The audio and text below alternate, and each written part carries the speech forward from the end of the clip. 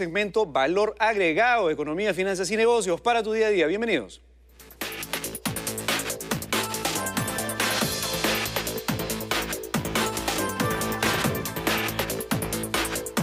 El ministro Castilla ha anunciado que se están evaluando medidas entre la SBS, el BCR y el MEF para poder frenar la entrada de capitales golondrinos. Esto lo he dicho porque obviamente existe pues ahora, y lo hemos conversado ya en programas anteriores, una entrada de dinero, básicamente por un tema de abundancia de dólares después de la política monetaria de la FED, que están entrando al Perú y está presionando obviamente al tipo de cambio a la baja. Los exportadores han estado presionando mucho también para que el gobierno dé medidas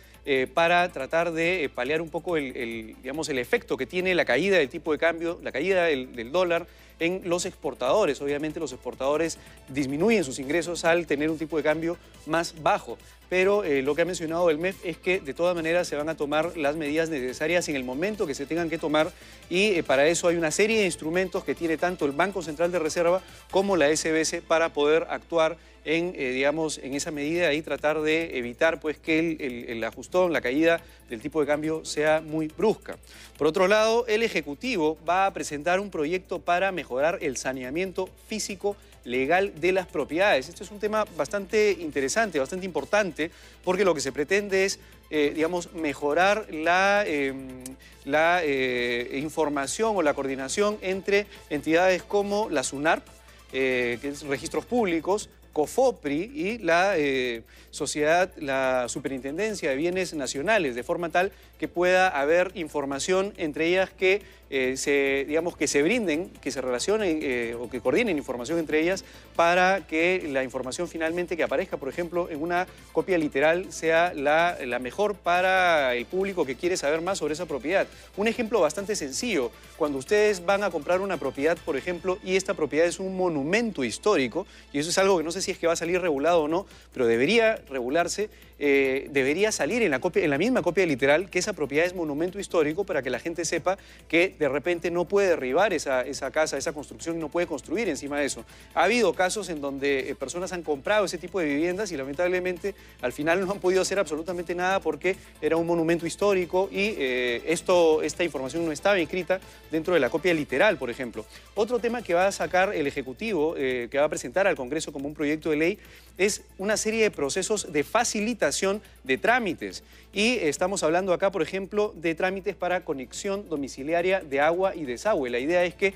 la gente cuando quiera tener una conexión de agua y desagüe, el trámite sea mucho más rápido, más expeditivo.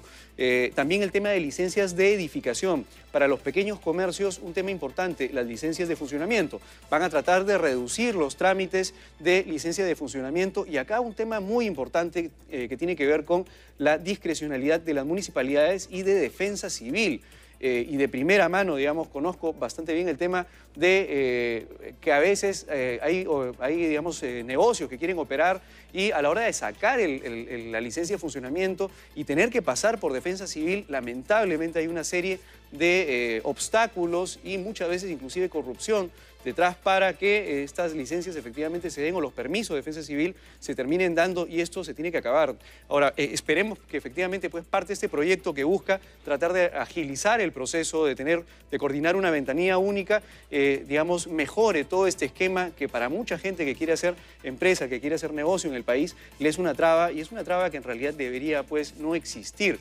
Y por otro lado, esto es un anuncio para los empresarios, la nueva planilla electrónica será obligatoria a partir desde noviembre.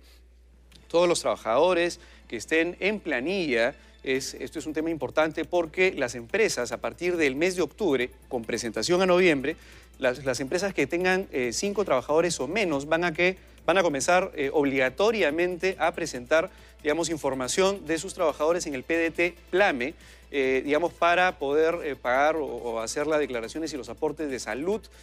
para hacer los aportes de renta de 4ª categoría y de 5ª categoría, y esto es un tema que va a ir gradualmente hasta el mes de febrero, dependiendo de la cantidad de trabajadores que tenga la empresa, van a tener que